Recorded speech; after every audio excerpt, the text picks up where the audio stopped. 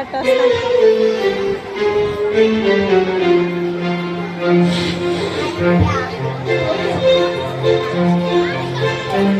ఒకటి, రెండు, మూడు, నాలుగు, ఐదు, ఆరు. మనలో ఎవరు తప్పిపోయారా? తప్పిపోయారా? ఉంటూ నేను లెక్కిస్తాను. ఒకటి, రెండు, మూడు, నాలుగు, ఐదు, ఆరు. అవునరా, మనలో నిజంగానే ఎవరు మునిగిపోయారు. ఉండరా, అసలు నీకు లెక్కలేరావు, నేను లెక్కిస్తాను. ఒకటి, రెండు, మూడు, నాలుగు, ఐదు, ఆరు. అవును, మనలో నిజంగానే మునిగిపోయారు.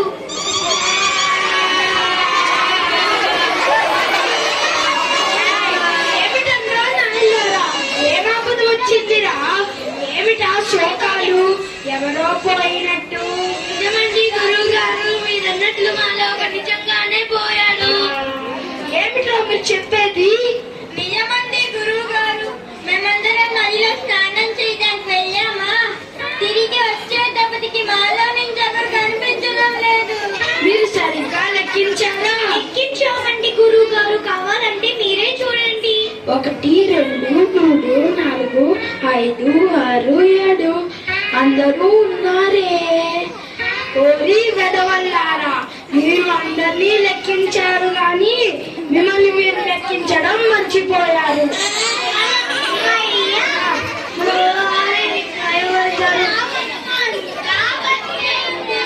గురువు గారు మనం లెక్కించారు కాబట్టి మనం అంతా బతికే ఉన్నాంరా.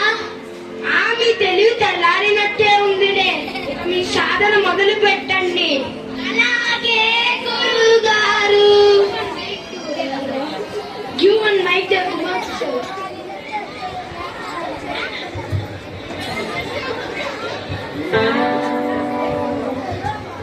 ఏమండి? ఏమిటే?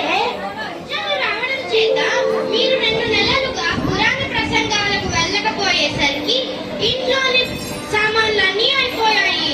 మీరు వెళ్ళి వస్తే గాని మనకు జరుగుబాటు కాదు. అవునా? అయితే రేపే మా ప్రయాణం. శిష్యులారా, రేపు మనం గ్రామంకి వెళ్తున్నాము కాబట్టి అందరూ సిద్ధంగా ఉండండి. అలాగే గురువుగారు.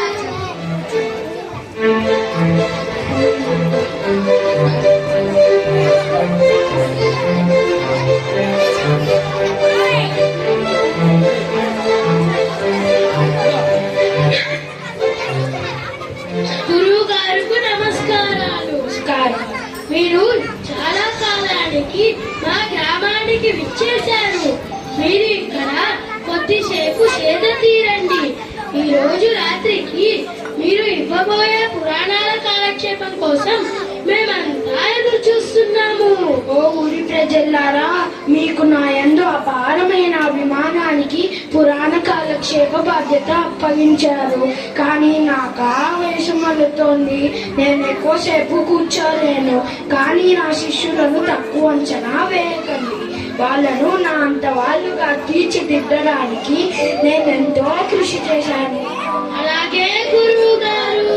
శిష్యులారా, మీరు వచ్చిన పురజనులకు వాళ్ళకి ఏవి కావాలంటే అవి వినిపించండి. నేను వెళ్ళి విశ్రాంతి తీసుకుంటాను. అలాగే గురువు గారు.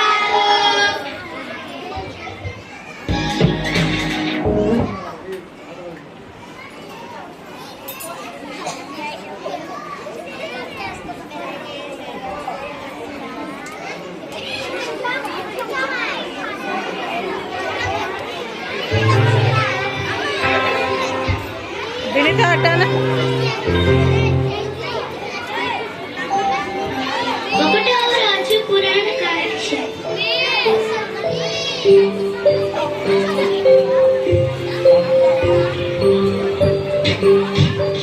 సభకు నమస్కారం. అయ్యోడంటే అయ్యోడే. ఎంత వినయం, ఎంత విధేయత, ఎంత వందనం. సోదరా సోదరి మనులారా, నేను ఈ రోజు చెప్పబోయే విషయం మీకు తెలుసా? తెలీదు స్వామి.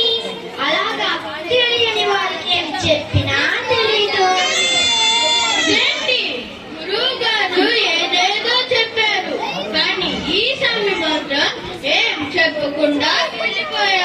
గురువు గారికి చెప్దామంటే ఆయన గుర్రు పెట్టి నిద్రపోతున్నారు. ఆయనను తెలపడం ప్రచారం కాబట్టి రేపైనా చెప్తారని చూద్దాం.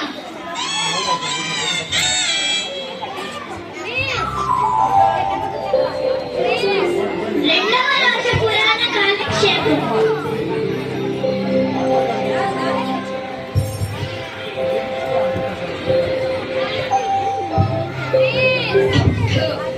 సభకు నమస్కారం.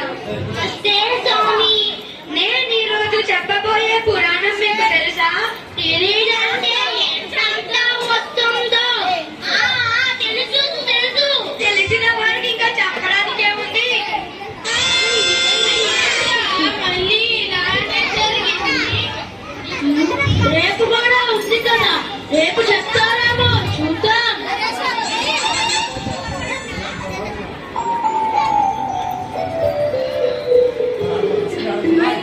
మూడవ రోజు పురాణ కాలక్షేపం.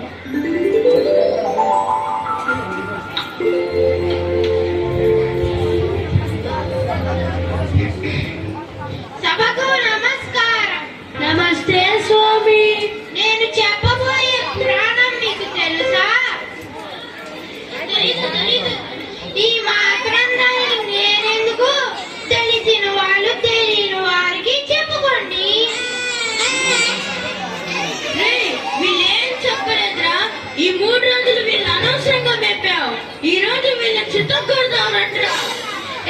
చూడండిరా, గ్రామ ప్రజలు వస్తున్నారు. అయ్యో అయ్యో, నా శిష్యులేమిటో తన కార్యం చేసినట్టున్నారు. నేను పారిపోతే మంచిది. అయ్యో దేవుడా, అమ్మా,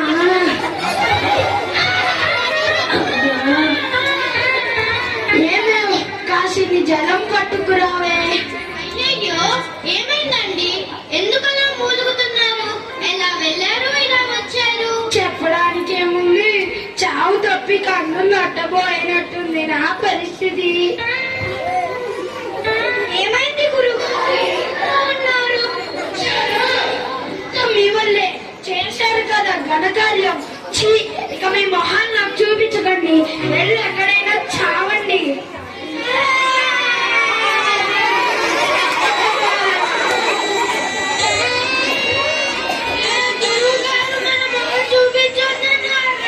గురుగారి మొహం చూడకుండా మనం ఎలా బ్రతకడం? మనం బ్రతకడమే వ్యర్థం.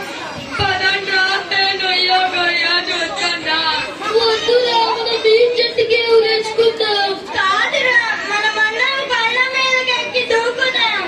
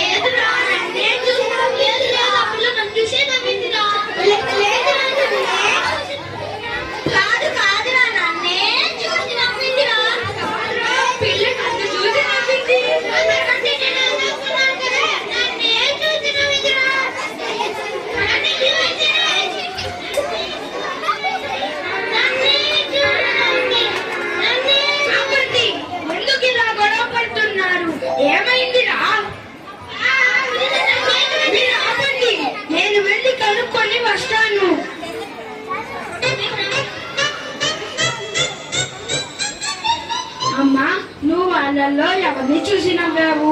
వాళ్ళు తన్నుకు చూస్తున్నారు. కాస్త చెప్పుతే వాళ్ళ పేరు నాకు తెలియదు. అంతా కలిసి రకరకాల చేష్టాలు చేశారు. అందులో ఒకరు అచ్చం కోతి గమనించారు. అందుకే నవ్వు ఆగలేదు. నేనే కోతి, నేనే కోతి, నేనే కోతి.